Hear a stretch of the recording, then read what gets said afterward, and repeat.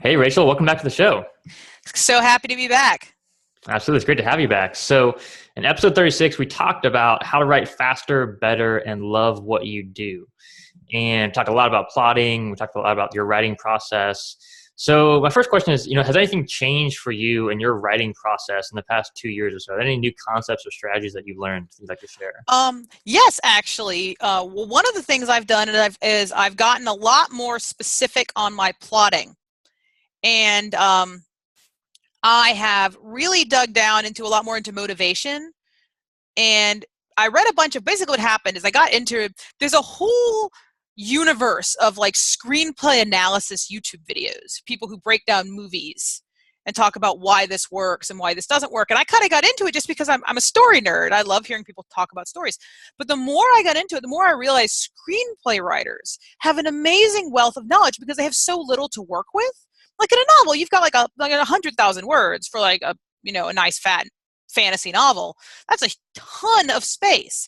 In a screenplay, I mean, those things can be like 100 pages or less. They're tiny.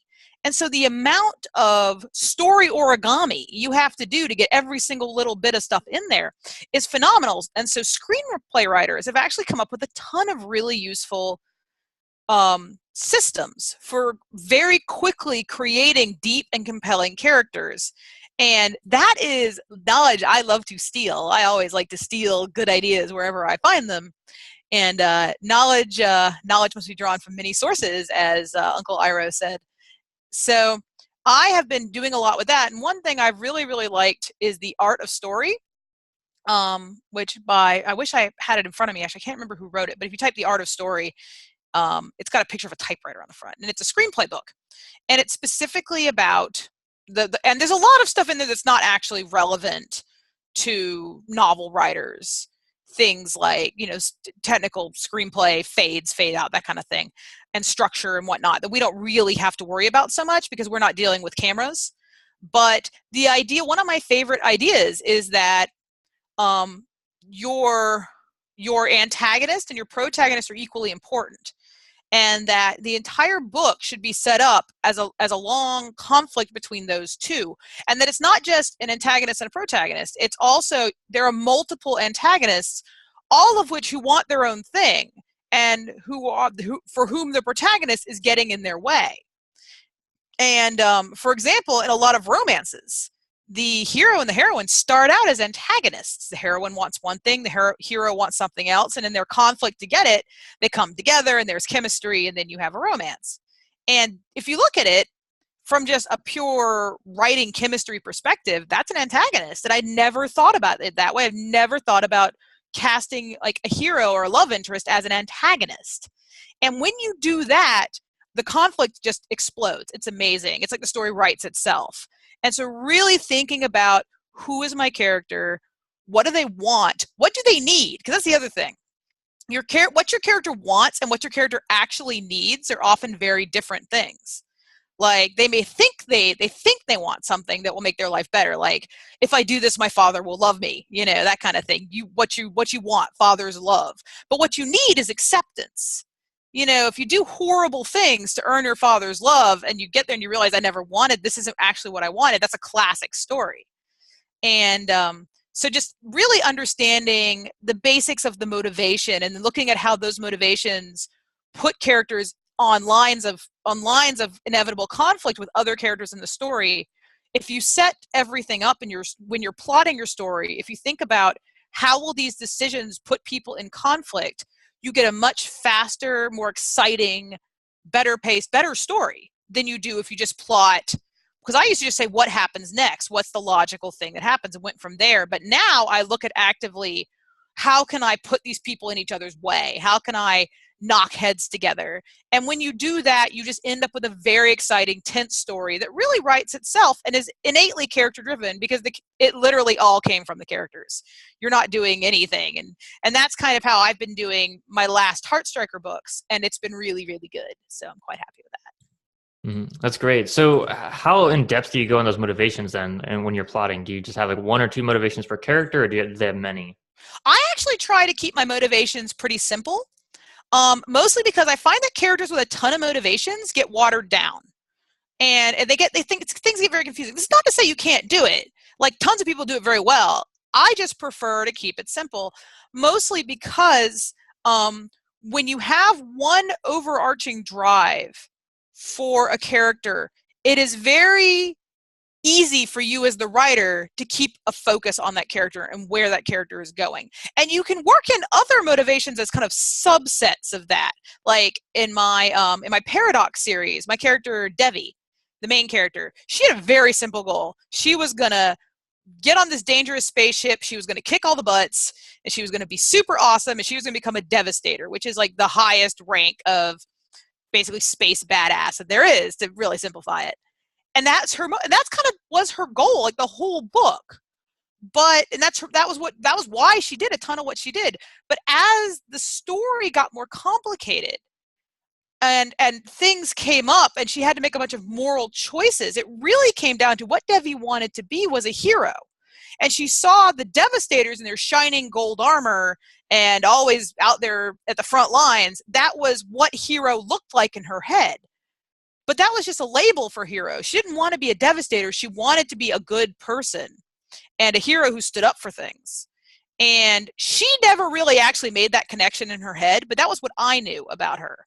And that governed a lot of her decisions. And so it's sort of, again, that what the hero thinks they want versus what they actually want. And if you know what they actually want, you can create these beautiful revelations where, you know, at a point, Devi has to make a choice between doing the thing that will make her a devastator and doing what she knows to be right. And she chooses to do what she knows to be right over the thing that will make her a devastator, even though that's what she's wanted the whole series, because that wasn't what she actually wanted. It wasn't what she needed.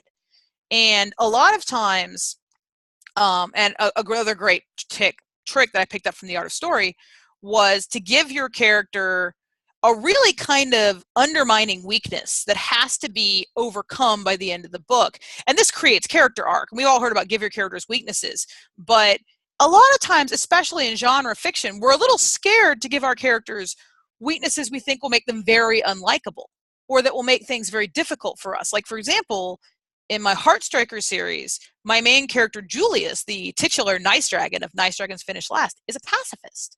He doesn't kill. I don't think I'm spoiling anything, but I don't think he's killed anyone in the whole series.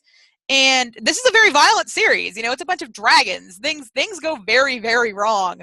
And it's a very dangerous series, a very bloody series. But it's ultimately a series about how doing the right thing and taking the high road is harder than just the typical punch the enemy, win the day. And that was the story I really wanted to tell. So I made Julius a pacifist. And I was really worried that people weren't going to like him. They were going to think he was weak. But by having him, and that's why actually I've been so hard on the poor boy. Like, poor Julius has had it harder than any of my characters before him. I mean, just the world has gone wrong for that poor dragon.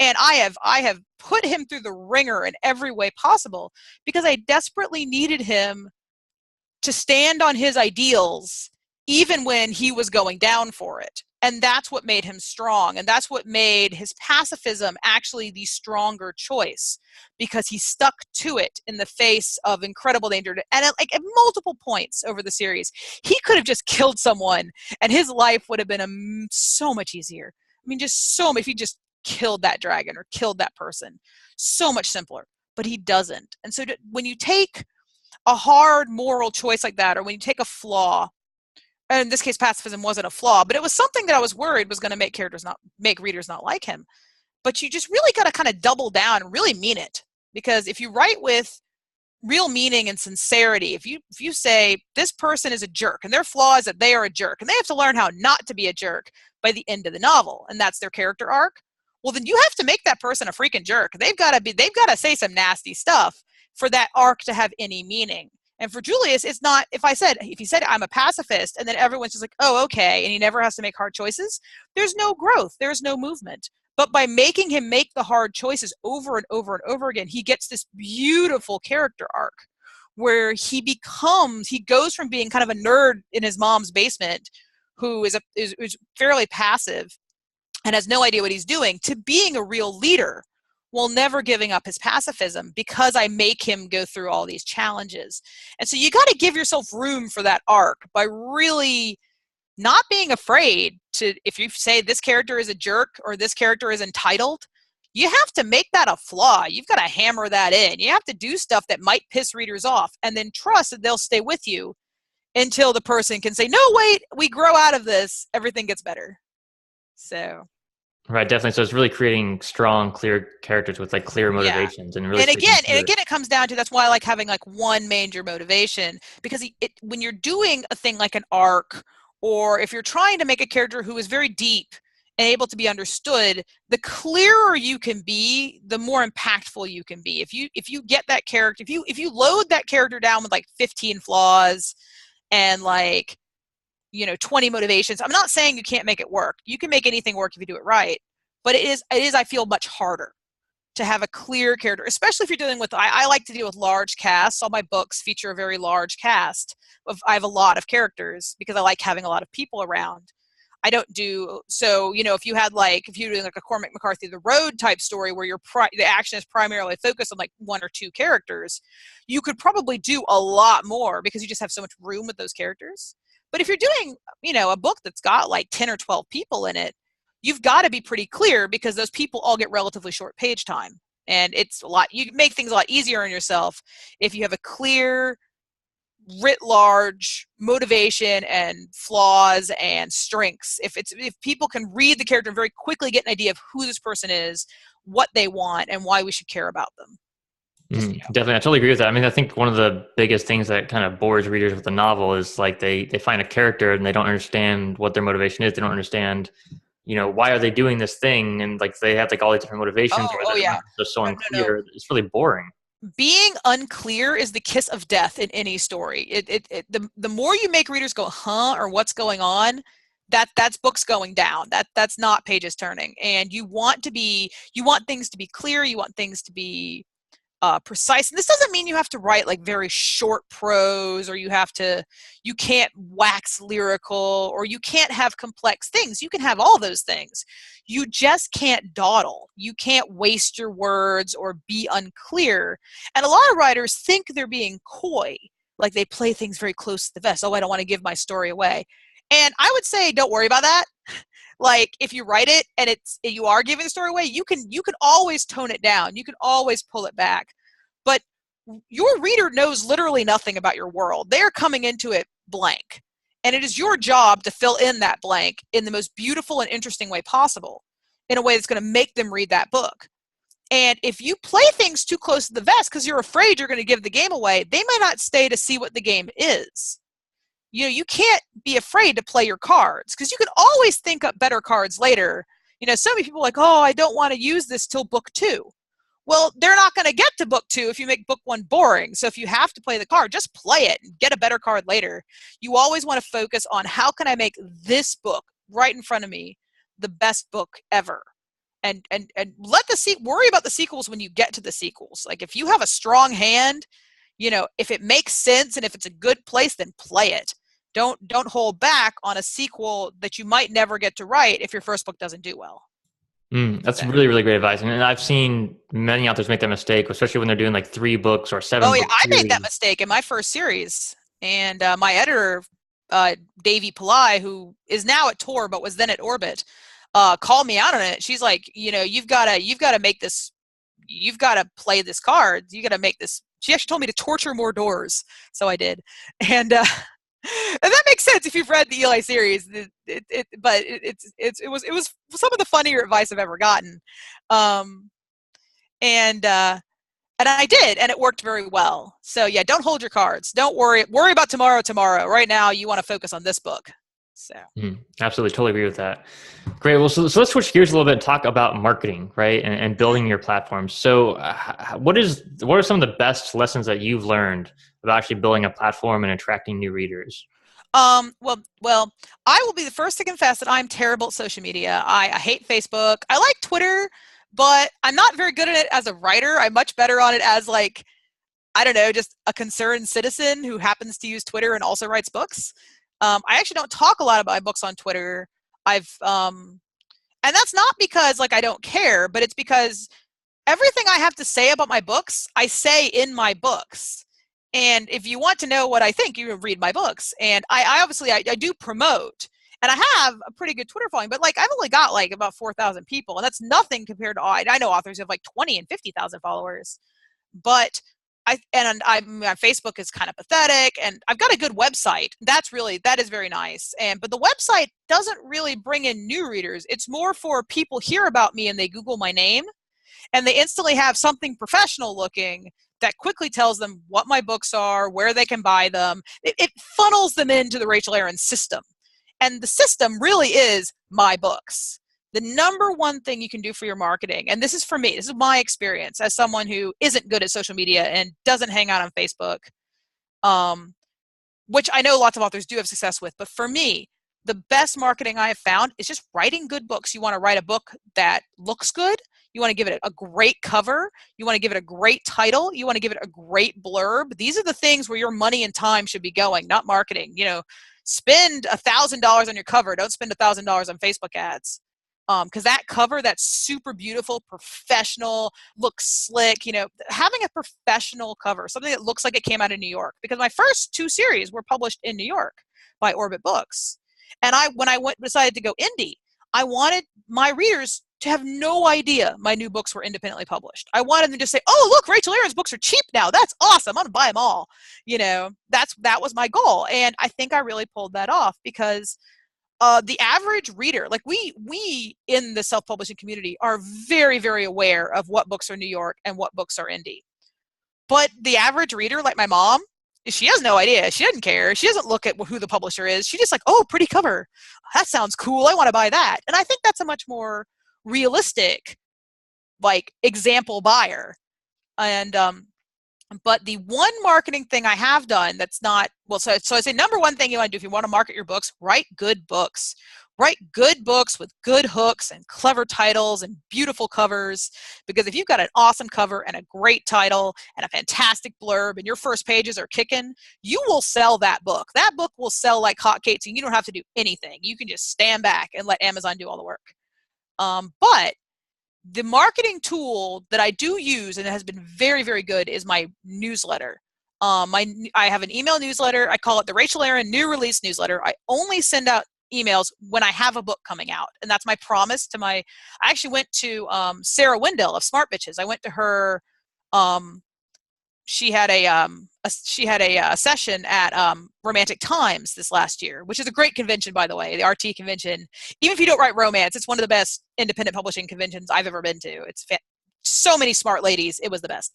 But she said in her panel about newsletters that a newsletter is a promise.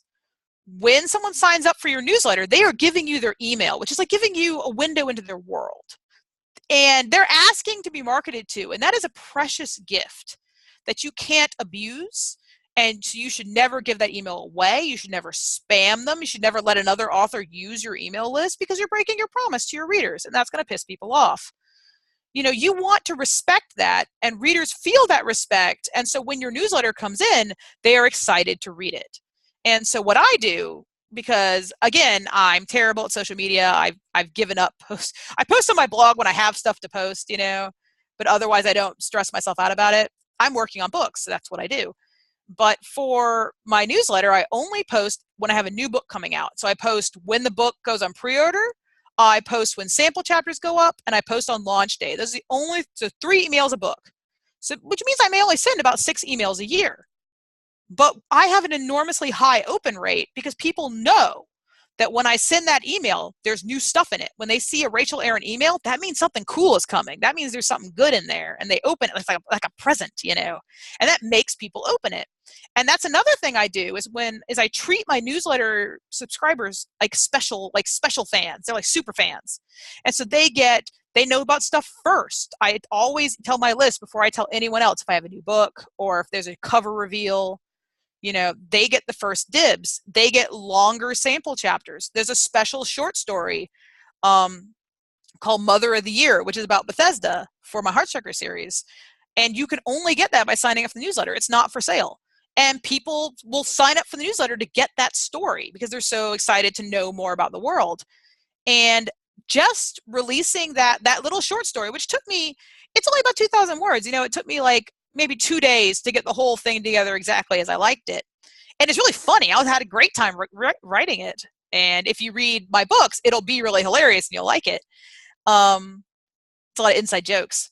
But that one short story, like, tripled my newsletter subscribers. And took me into, I think I've got like maybe 5,000 people now, which is pretty good. And obviously I don't have the biggest newsletter list around, but I have a super high open rate. It's a very high quality newsletter because so many people will bloat their newsletters with like giveaways and such. And there's a ton of people who will only sign up for the newsletter to get the giveaway, and then they'll ignore you forever.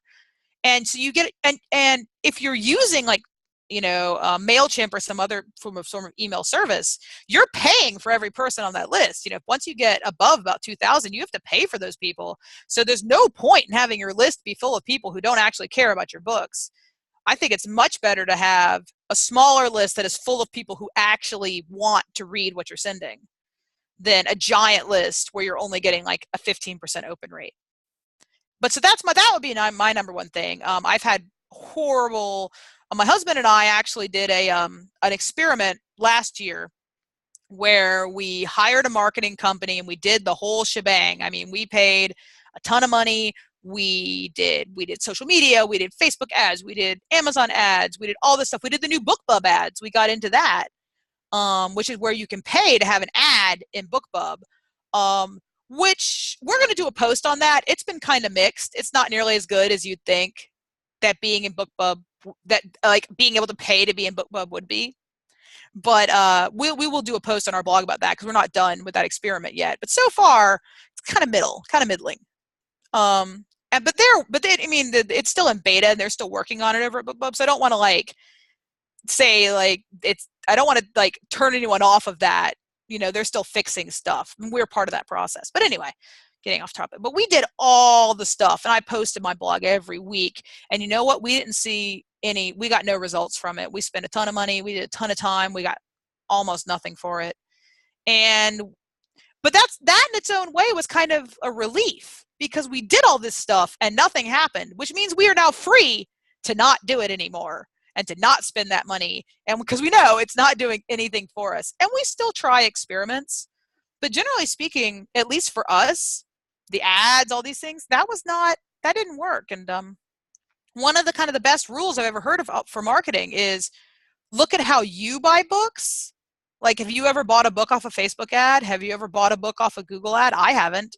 I ignore those ads. So why should I, as a bookseller, as someone who's selling books, waste my money on things that I ignore? Makes no sense. So I buy books by going to Amazon, looking at what's popular, and then seeing what catches my eye. So that's where I focus all my attention. Great covers, great blurbs, really trying to get books out to reviewers, because I also buy books from good book reviews. And but if you have limited time and limited money, put all of that time and money into making your book the absolute best quality product it can be, and then writing the next book. Because the number one thing that sells my books is new books coming out. I have the fourth book in my Heartstopper series, A Dragon of a Different Color, is coming out at the end of this month on July 28th. And just announcing that it was coming out last month, all my sales went whoop, because people get excited and the book goes up on Amazon and everyone goes and looks at it. And then it shows up on hot new releases and new people see it, say, that looks cool. And then they're like, oh, it's the fourth in a series. And they go buy the first in the series. So that's, we get such a tizzy about marketing, but really the best thing you can do is just write another book and release it. Write a new series, finish your series, get stuff out. That's what sells books. Books sell books, basically. Yeah, absolutely. That's such a great point. And I think it's absolutely true, right? And especially, like you said, finish the series. I mean, if you've got, like, say, a 5-book series, you've written 2 books, oh yeah, experience, it's not really the time to go spend a ton of money on marketing. That's the time to finish that series. Yeah, and people who have 2 books out and then put the first one on perma-free to sell your series, I'm like, you only have 2 books. You're giving up half of your money. It makes sense to have a perma-free book if you have a 5-book finished series. That makes sense because you're selling 4 books for giving one away. But these people are like, I wrote 1 book and I put it on perma-free. I'm like, why? Just wait until you've got more and then put it on perma-free. That is fine. But you're kind of shooting yourself in the foot there because there's nowhere, because perma-free is advertising. You're giving your book away for advertising. And if you have no product to sell for that advertising, there's no point. The whole point of perma-free is to sell the rest of the books in your series and to get people interested in you as an author. But if you get someone interested as you an author and then you have nothing to give to them, hooray, I'm glad you like my brand. I don't actually have any products for you to buy right now. They just go away. They just forget about you. And so you've got to have one of my big rules for marketing is I never market anything unless I have somewhere for that click to go. There's got to be a pre-order button or a buy now button or something. There's no point in catching that attention if they don't have something to do with it, like subscribe to your newsletter or pre-order your book or buy your book or something like that. Yeah, that's really good advice. I think a lot of folks think that you have to start marketing your books 6 months pre-release and this kind of thing, and they don't even have a website yet. And so they start promoting, but they have literally nowhere for their audience to go. They don't have an email newsletter. They don't have a book to buy. It's kind of like they're just getting attention, but just wasting that opportunity. Yeah, well, this might be an unpopular opinion, but I've seen I've been doing this now, for 13 years. And, I've been doing the indie thing for 4 years. So I've really only been paying attention to it but I saw it in trad too, is people treat book marketing as sort of a substitute for writing work they don't want to do. Like when the book is going badly, they'll suddenly get really into marketing. Or if their book isn't selling as well as they like, they panic and they go into marketing. As opposed to asking themselves, why isn't the book selling? Because a lot of times the book isn't selling because there's something wrong with the book. And one of the old adages of marketing is marketing makes a good product succeed faster, makes a bad product fail faster.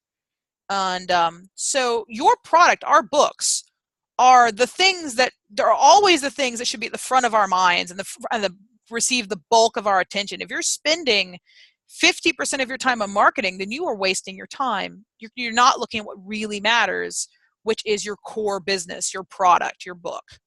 And especially for writing, because writing isn't something we can, or at least good writing isn't something that you can, send off to other people. You can always, when stuff gets really good, and if you really are you got 20 series and you just can't keep up with it all, you can hire a marketing person, but you can't hire someone to write your books. This is your product, and this is your passion and your art. And that's where you need to be focusing on. So if you find yourself, obviously you want to look at marketing because you never know, you might love Facebook marketing and become a guru at it. And tons of people do. And I wish them all the success in the world. I think that's really cool. I'm not that person. But so you should definitely try stuff out. But if you find that marketing is taking up all your time, that's not a good use of your time. That's because you want to be making more products to sell. That's where the money is. That's where your career is in produce a good book, produce a good sequel, because the first book sells the second book and the second book sells the series. You want to produce a good first book, a great second book, and then you want to finish that series, as many books as come after, with a bang. And then you want to write another series, and you want it to be well positioned. Like if your first series was an urban fantasy, maybe your second series doesn't have to be an urban fantasy, but should be somehow related. It should be a natural, if you can, it should feel like a natural transition. And I kind of totally flubbed this. My first series was a very traditional fantasy with kind of this fast-paced urban fantasy pacing, but it was a fantasy. And then my next series was a hardcore military sci-fi, and they were really thematically they were similar, but in everything else they're totally separate. And I had a big divergence of my readership, and I've been working to bring them all back together through Heartstrikers, which has a lot of sci-fi and a lot of fantasy. And then hopefully my next series will probably be some sort of an urban fantasy as well. I haven't quite picked out what I want to do, but I want to keep I want to bring the branches back together. And so if you are a new author or you only have one series and you're like, what should I do next? Well, try to think thematically. Try to obviously write what you're interested in. Don't write something you don't care about, but try to pick an idea, because we all have tons of ideas. Try to pick the idea that's going to match what your readers already like. Take what they like and just do more of that. I write about dragons. Maybe in the next book, I'll write about sentient swords, because people who like dragons will probably like sentient swords. That kind of thing.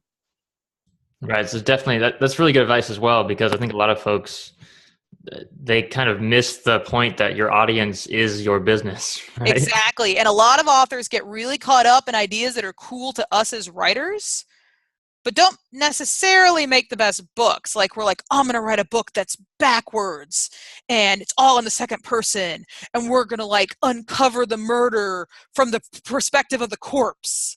And that sounds really cool. And if you can pull it off, it probably would be really cool. But that's an enormous execution challenge. You're setting yourself up for like a masterwork literary execution challenge. And sometimes you're just not up for that. I know I would. I couldn't write that book. And but we get this idea because as writers, we like to do all these cool, crazy things. But you always got to remember someone's going to have to want to read this when you're done. And so I think of my audience all the time as I'm writing. And generally I kind of consider my audience to be myself. I'm a big reader. I read a lot of books in a lot of different genres. And so I try to write books that I, as a reader, would enjoy. And that means they're going to be dramatic and they're going to be super fast paced. They're going to have a ton of action and there's probably going to be some sort of a romance, but it probably is not going to be the main thing. It's going to be a side romance. Those are the kind of stories that I like to enjoy in my private time. And so that's the kind of story I like to read because I want to sell to me and to people like me and to people who like what I like. And so if you're writing a book that's cool to writer you, but reader you wouldn't read it, then you're writing the wrong book. I mean, if it's a passion project, go ahead, have fun with it. But understand that's not a book that you're writing to sell. You're writing it for you. It's a selfish book, which is fine. You can do that if you want, your life. But if you're for publishing profits podcast here, talking about books we can sell, that's not a book you're going to sell, you know. Right, definitely. Well, and so oh, hey, your sound cut off. Try that. Right, that's a great point. So we've talked a lot in this interview about quality of the book, right? So how do you know objectively though, right? Because it's really easy to get faked out by like an email from a reader or a really good review to think that we have an amazing book because we got 10 good reviews. But is there kind of an objective way that you found or more objective way to really determine if your book is really up to par or not?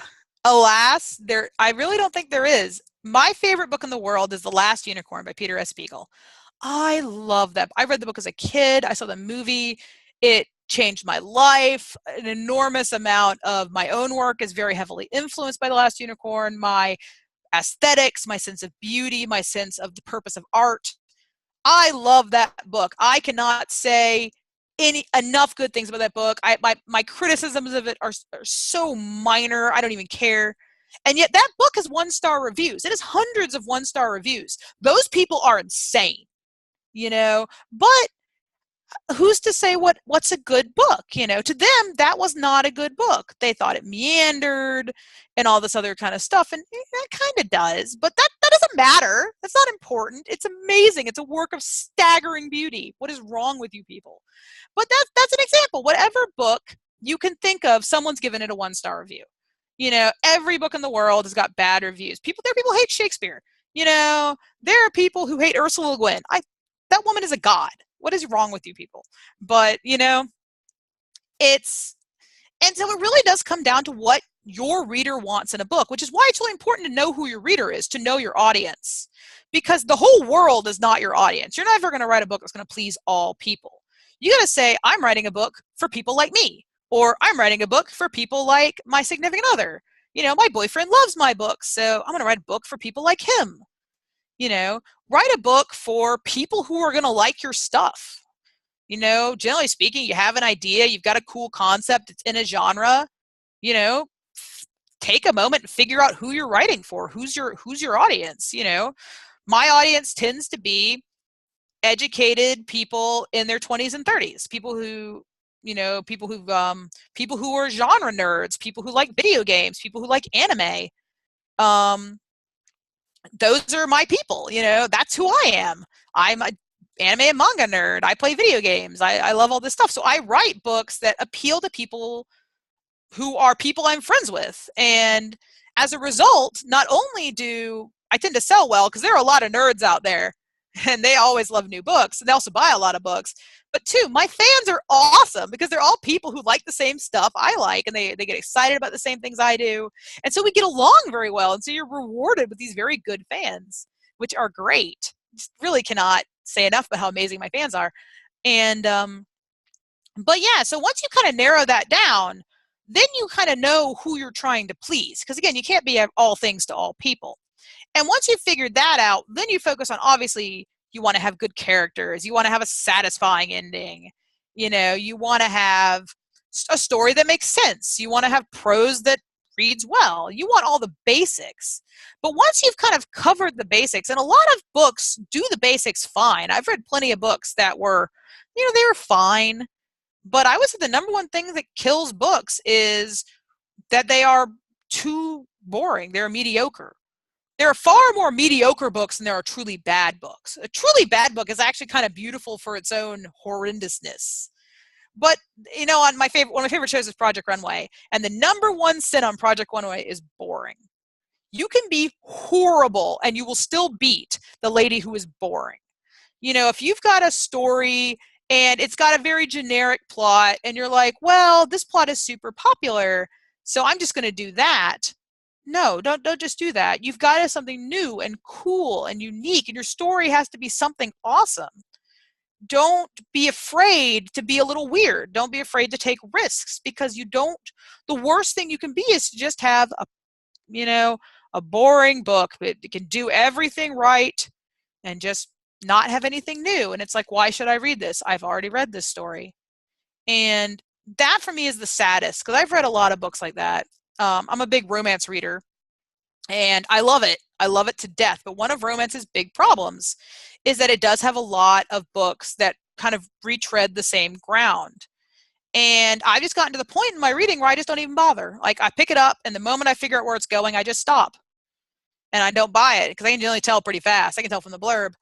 But when I find something new, I read that like crazy. And obviously, come up with something amazing and new is not great advice, because everyone wants to do that. But you have to. I mean, this is a creative career. We are artists. We are selling art. And if you can't create interesting art that is well done, I'm sorry, but that's the job. That's what writing is. That's what being a good writer is. So you've got to be willing as an artist to push yourself, and you can't be sloppy. You can't be like, well, it's good enough. No, it's not. Until you love that book, until you are passionate about it, and until you're like, this is my book, it's not finished. It's not done. And if you can't make it work, move on to the next project, because there is nothing worse in the world than putting out a book you don't care about, that you don't think is good. It's worth it. It's worth the time. One of my favorite things is, the book can be late for 6 months, but it's bad forever. Don't be afraid to say, no, this book isn't good enough. It's not worthy of my fans, because these people are giving you their time and their money. I mean, that's a huge responsibility. You owe it to them to give them the best book you possibly can create. And so every single book I write, I'm like, how can I top myself? How can I make this the best book I've ever made? And I think that constant pushing forward is one of the reasons that my books have done so well, because my books are a little weird. I mean, I write about pacifist dragons in future Detroit. It's a little bizarre, but people love it. And I think people like it, not because I'm some kind of genius, but because I don't put that book out until it is worthy of them, until I've written something that is worthy of asking $4.99 for. And I think the Blizzard, the video game company, the Blizzard approach of it's done when it's good. That's when it's done. And that's what I do. And that's worked out really, really well for me. And so if you're like really nervous that you're not writing fast enough, or you're not publishing fast enough, you're like, oh, all these other indies are like doing it so fast, don't worry about them. Don't worry about that. All you have to worry about is writing your books as well as you possibly can, because that good product, again, back to marketing, that good product is the only thing you actually need to sell. You cannot make a bad book sell with marketing. There's no marketing you can buy to make that bad book sell beyond the initial group of suckers who get suckered into your marketing. You have to have that good product. That money has to be where your mouth is, or there is 0 point. Absolutely. It's great advice for sure. Wow. So this has been amazing. You shared some great stuff with us today. Any kind of last words or last tips on marketing or things for people to focus on? I would really say that use your time wisely. If you do decide to say, I'm going to spend some time on marketing, spend a set amount of time. Say, I'm going to work 2 hours a week on marketing, or I'm going to work on Monday morning, I'm going to work on marketing, because marketing is one of those things that will eat your time. And just one little thing, it'll eat all your time. And that if you are going to do marketing, do your writing first. Make your writing your number one priority. And then after that, use your time for marketing. Like, I write full time now, and I do my marketing kind of on the edges, where when I was working, a job for someone else, that was where I used to do my writing, was on the edges around my job. Now I do my marketing on the edges around my writing, because the writing is the job. That's what you're here for. And really, as self-publishers, we have to wear a lot of different hats. We have to be marketers, we have to be producers, and we have to, be publishers and all this kind of stuff. But the writing can never take back seat to the rest. Otherwise, you're not a writer anymore. You're a publisher. And you might as well start taking on other people's books, because you're not working on your own. And that's one of the number one mistakes I see new indies do a lot, is they just get too obsessed with the stuff that doesn't actually matter, which is everything basically that's not your book. And but yeah, that would be my number one advice, is don't let the hype around marketing, all these like 10 marketing tips you must do and all that kind of stuff. Don't fall for that, especially if you're not done with your first book. If you're not done with your first book, just forget marketing. Just pretend it does not exist. It is so not even what you need to be thinking about.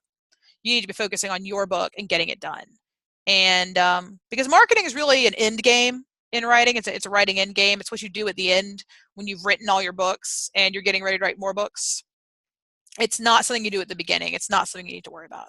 So yeah, focus on your product, and don't let what other people are doing or having success with make you feel bad. If you're not good at Facebook, that's fine. I'm not good at Facebook either. If you love Facebook, great. It just do what feels comfortable to you. Don't look at another author and say, she's so good at Facebook. Oh, I suck at Facebook. I'm a failure. No, you're not. You're just different. We're all different. Everyone's different. We write different books for different people. What works for me may not work for you. And that's just how it is, unfortunately. Yeah, good advice for sure. Focus on your strengths. That's what's going to take you to the top. Absolutely. Yeah, great. So where can folks find out more about you and your work, Rachel? Oh, well, you can find about everything you ever wanted to know about me at rachelaaron.net, and that's RACHELAARON.net. It's my website, and it's got links to my Twitter, and it's got links to my blog where my husband and I post. My husband works for me as my sort of manager and numbers guy, which is great. But we post sales numbers, and we post like all the marketing stuff I told you about. We did our big marketing experiment. All our results are up on the blog, so you can just go to rachelaaron.net and click on blog, and there's a self-publishing label, and you click that, you can see all our self-publishing. We have one called Let's Talk Numbers, which is all the numbers we post. So if you're ever curious about the actual reality of making a living in self-publishing, we have a lot of posts about that. And we try to be really open with our numbers, because when I was first looking to get into self-publishing, the numbers post what made me make the jump. And so now I'm paying it forward by offering my own numbers, such as they are. And but that's the best way to get in touch with me. Also, if you just all my books are on Amazon. If you just go to Amazon and type in Rachel Aaron, you'll see all my books there with all the reviews, and I hope you'll check them out. My current series is called Heartstrikers. It starts with Nice Dragons Finish Last, and which is out now. And the fourth book in the series, A Dragon of a Different Color, is coming out at the end of July. So if you go there now, you can buy all the books, and the new book should be out by the time you're done. Awesome. Thanks so much, Rachel. I really appreciate it. Thank you so much for having me. It's been a lot of fun.